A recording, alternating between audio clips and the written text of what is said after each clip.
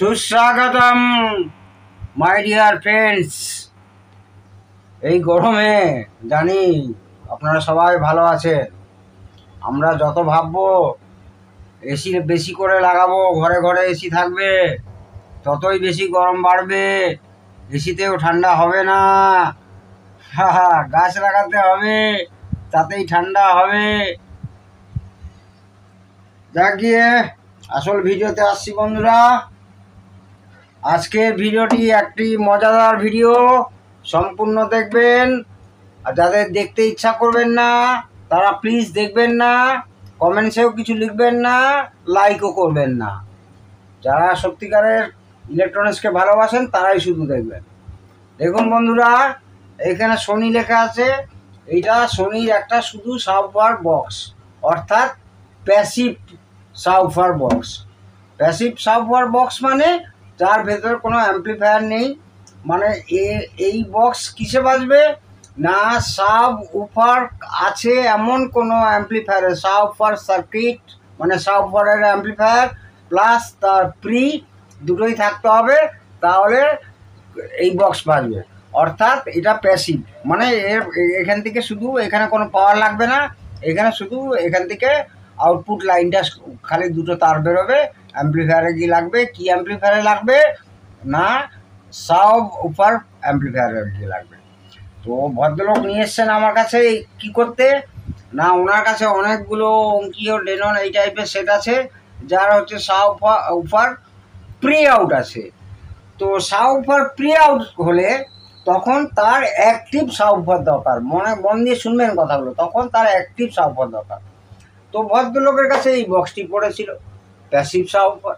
আমার কাছে নিয়ে আসলো, বললো স্যার আপনি এক কাজ করুন, এটার ভেতরে অ্যাম্প্লিফায়ার লাগিয়ে সাবউফার প্রি লাগিয়ে একে অ্যাক্টিভ সাবউফার বানিয়ে দিন। ঠিক আছে বন্ধুরা। তো এইটা তো সামনের এই যে আপনার অংশটা দেখতে পাচ্ছেন, এইটা পুরো সিল করা। এইটা এরকম টেনে খুলতে হবে, এরকম টেনে খুলতে হবে, পেস্ট করা থাকে, দাগ ফাগ হয়ে যায়। তো এইখানের থেকে তো আমার কোনো কাজই নেই, মেনলি পেছনটা দেখাচ্ছি। ভালো সাবওয়ারটা ভালো, কিন্তু 6.5 ইঞ্চি সাবওয়ার আছে। পেছনটা দেখাচ্ছি, এই মডেল দেখে বুঝতে পারবেন যে এটা অনলি সাবওয়ার বক্স, মানে অ্যাক্টিভ সাবওয়ার না। তো পেছনটা দেখানোর কারণ এই জায়গাটা আমাকে কাটতে হয়েছে, পুরো কীভাবে কেটেছি দেখুন। এই জায়গাটা কেটেছি, আবার সুন্দর একটা ফাইন কভার করব, যেই কভারের বাইরে থাকবে volume control, power on off switch আর আরসিএ সকেট, মানে এর ইনপুট হবে। আর যে কোনো ভালো অ্যাম্প্লিফায়ারের সাব উফার আউট থাকলে সেইখানে আপনারা আরসিএ কেবিল দিয়ে সংযুক্ত করতে পারবেন। তো এবারে দেখাচ্ছি দেখুন।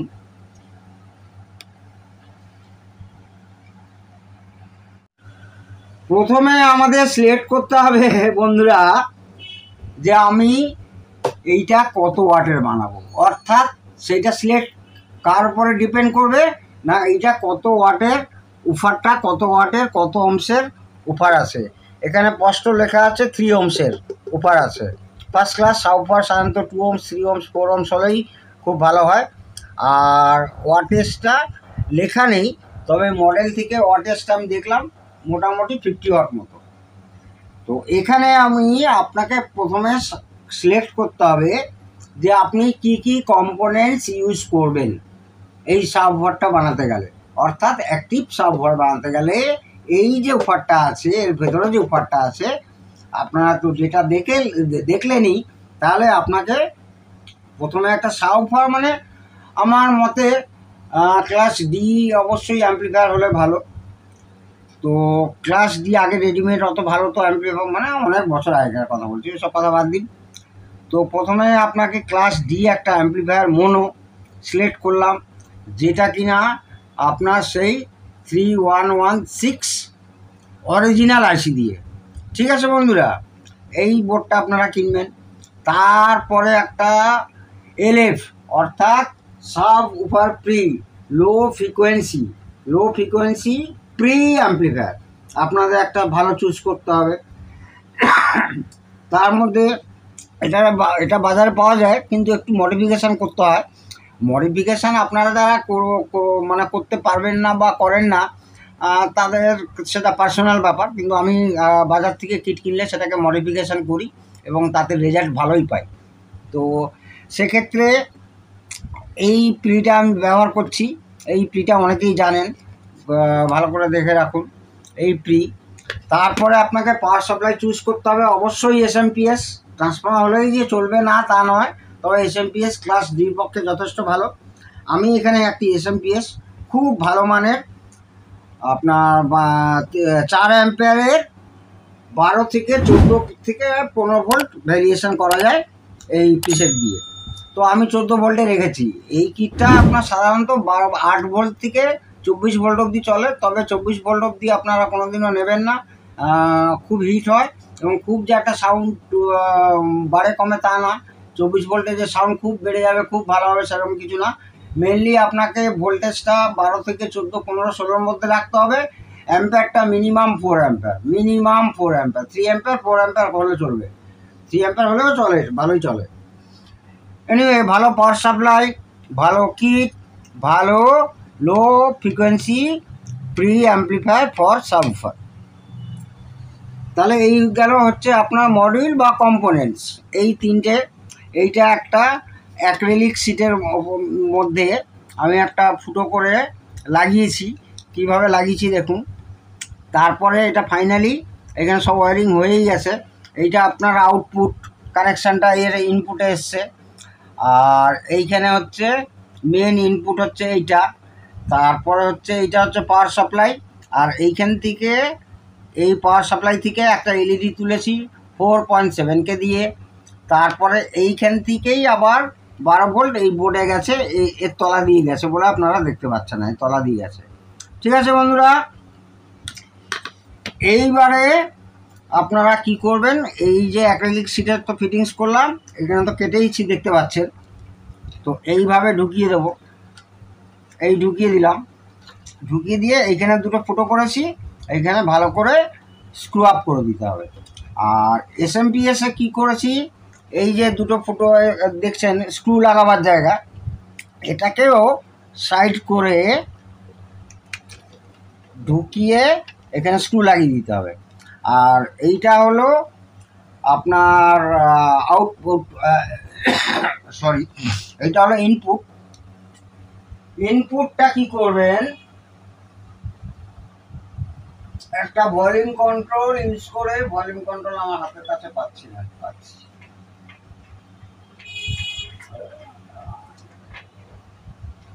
ইনপুটটা আপনারা কি করবেন, একটা ভলিউম কন্ট্রোলে, মানে ধরুন এইটা গ্রাউন্ড, তো এই যে আপনার ব্ল্যাকটা গ্রাউন্ড মানে ব্ল্যাকটা এখানে কানেকশান হলো, আর এই পোটেনশিও পটটার ভ্যালু হবে 47K থেকে 100K, আর এটা আপনার চলে গেল মাঝখানে।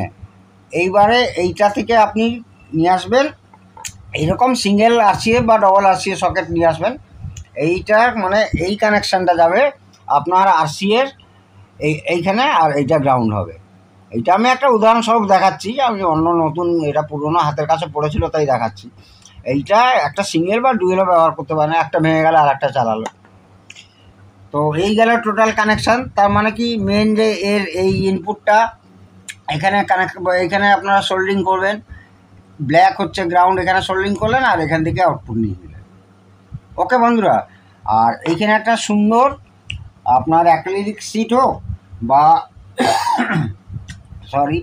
বা আপনার মিনিমাম ধরুন 4 mm প্লাইউড দিয়ে এখানটা পুরো ঘিরতে হবে, দিয়ে ভালো করে স্ক্রু দিয়ে এই সব জায়গা সব আপনার ওই সাইকেলের দোকানে যে টায়ার টিউব পাওয়া যায় না, টিউব কাটিং করে পেস্ট করে লাগিয়ে দিতে হবে।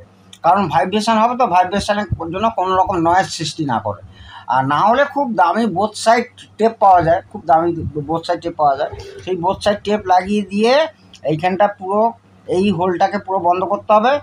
বাইরে থাকবে খালি ভলিউম কন্ট্রোল প্লাস সুন্দর দেখতে নব, বাইরে থাকবে এইরকম RCA সকেট একটা বা দুটো, বাইরে থাকবে একটা ছোট্ট অন অফ সুইচ, ব্যাস। আর একটা এলইডি ইন্ডিকেটার।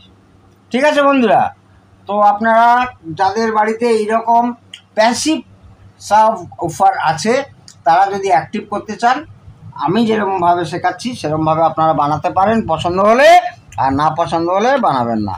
তবে এটা এর আগে আমি অনেক বানিয়েছি, আজকে ভিডিও করার সুযোগ পেয়েছি বলে ভিডিও করছি। তো এটা আপনাদের বাজিয়ে শোনাতেই পারি, জাস্ট আমি লাইন দিয়ে দেখাচ্ছি যে ইনপুট সিগন্যালটা কতটা স্ট্রং হয়েছে, আর কী কী আইসি কী কী কম্পোনেন্টস ব্যবহার করেছি সবই তো আপনাদের দেখালাম। তো এবারে আমি দিচ্ছি কানেকশান, কোনো গান শোনাবো না, খালি ইনপুটটা আপনাদেরকে দেখাবো, মানে ভলিউম ছাড়াই যে কতটা ইনপুট ভাইব্রেট করছে। ওই অন্যদের মতো এই খালি উপার নাচছে, টুইটার নাচছে, এসব দেখাবার আমার টাইমও নেই। খালি আমার একটাই জিনিস যে আপনারা শিখুন, আমি জিনিসটা দিতে চাই, ওই ফেক জিনিস দিতে পারি না দাদা, আমার বন্ধুদেরকে বলছি। আমি এখন পাওয়ার আপ করছি, এই পাওয়ার আপ করলাম, এইখানে আছে একটা ছোট হামি আওয়াজ শুনতে পাচ্ছেন, সেটা কেন, সেটা এখনো পর্যন্ত যেহেতু এই ভলিউম কানেকশান হয়নি, আর ভলিউম কানেকশান আর এই আরসি সকেট, এই ভলিউম কানেকশান যখন হবে না, ধরুন একটা অ্যাক্রিলিক সিটের মধ্যে হচ্ছে, ধরুন এটাই অ্যাক্রিলিক সিটটা, মানে আমি উদাহরণস্বরূপ বলছি, এখানে ফুটো করলেন ভলিউম লাগালেন, এখানে ফুটো করলেন আরসি লাগালেন, এখানে ফুটো করলেন সুইচ লাগালেন, এখানে ফুটো করলেন এলইডি লাগালেন, কিন্তু এই পাশটা আপনাকে কোনো ধাতব জিনিস অর্থাৎ মেটাল কিছু, মানে অ্যালুমিনিয়াম হলে বা কপার হলে তো খুব ভালো হয়, আমি কপার দিয়েই করবো। এই পাশটা যেন কপার দিয়ে কোনো প্লেট দিয়ে সব গ্রাউন্ড হয়, অর্থাৎ এর গ্রাউন্ড সমস্ত যেন কমন হয়ে যায় এই ভেতরটা, তাহলে আর সেই হামি আওয়াজটা পাবেন না, একদমই পাবেন না, হামি আওয়াজ নেই। আমি দেখুন এখানে, এই দেখুন চলে গেল হামি আওয়াজ, একদম নেই। এই গ্রাউন্ডটা আমি ধরেছি, একদম নেই। এইবারে মেন ইনপুটটা আমি ধরছি, দেখুন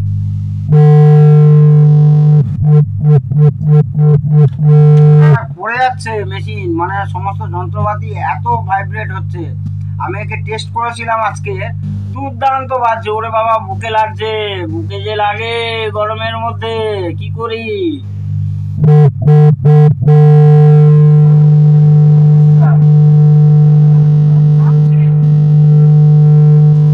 তো এই ফুটো তো বন্ধ হয়ে যাবে, তখন সামনে যে এয়ারের পাইপটা আছে, এয়ারের পাইপ দিয়ে তাহলে কি পরিমাণে বাতাস বেরোবে ভাবুন, ওই বাতাসেই একদম ফ্যান চালাতে হবে না গরমে। যাক গিয়ে বন্ধুরা, আজকে শেষ করছি। আপনার খুব ভালো থাকুন, সুস্থ থাকুন, সবাইকে ভালোবাসুন, বাবা মাকে ভালোবাসুন, বাবা মাকে শ্রদ্ধা করুন। জয় হিন্দ, বন্দে মাতরম।